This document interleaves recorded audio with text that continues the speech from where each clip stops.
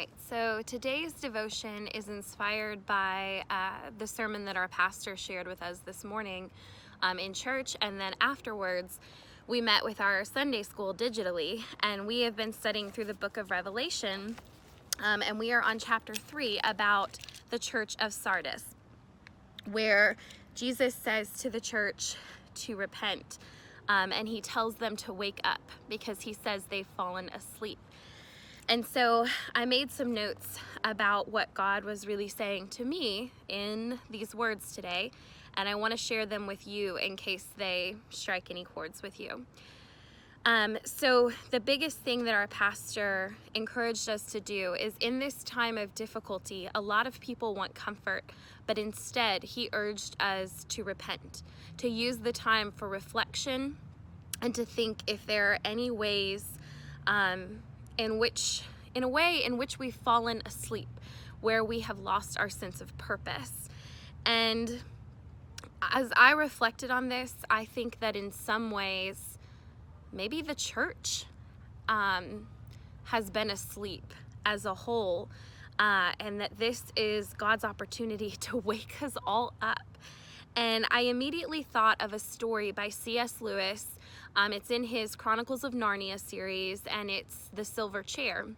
And in that story, there is a prince who has been bewitched to think that he is not who he really is. He thinks he is under some terrible enchantment where he turns into a snake every night, and like a giant serpent, and he has to be confined to this silver chair so that he doesn't hurt anybody.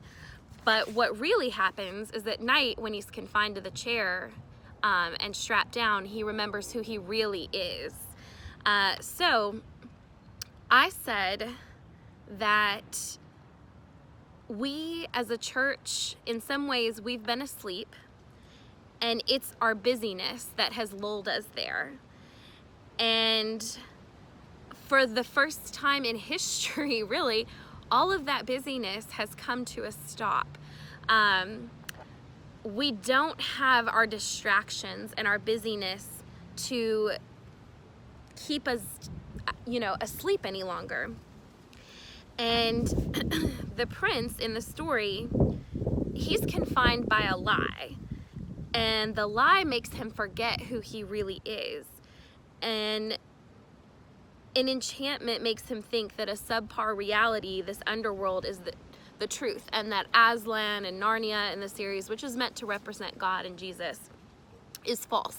And the witch almost succeeds in convincing the characters of this.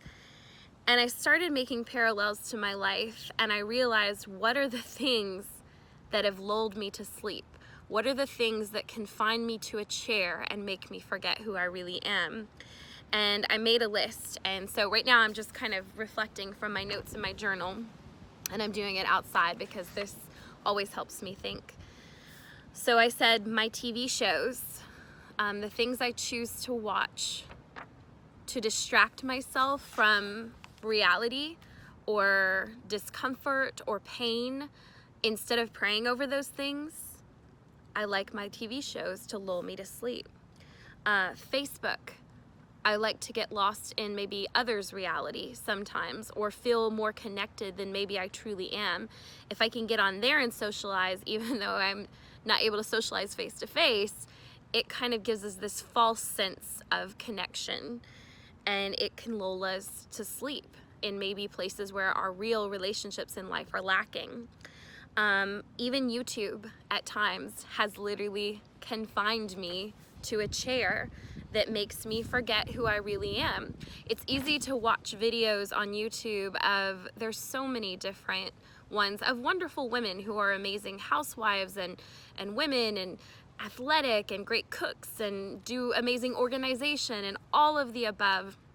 But it can make us kind of get lost and forget what reality really is, and we can sit there and just feel like we never measure up, and we can forget our identity in God.